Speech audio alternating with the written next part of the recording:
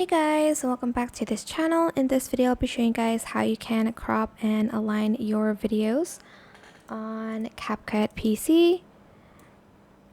So to do that, you are going to get a video, which I'm going to do right about now. Sorry, something important just came up, but I am going to select this video, for instance, and I'm going to select crop, and I'm just going to select the 1:1 crop ratio here. Then I'm going to press confirm.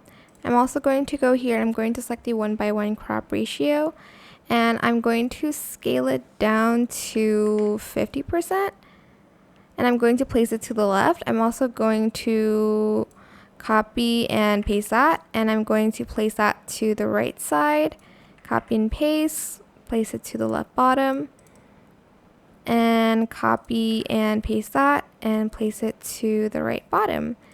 And yeah, that is pretty much it really. I just created kind of like a collage. I hope this tutorial was helpful for you guys. Don't forget to like, comment, share. Also subscribe to this channel if you haven't done that already. If you have any more questions, just leave it in the comment section down below. I will try my best to answer them all for you guys. And if you found this video helpful, please click the thanks button above the description box down below. That is it for this video. Thank you so much for watching. Bye.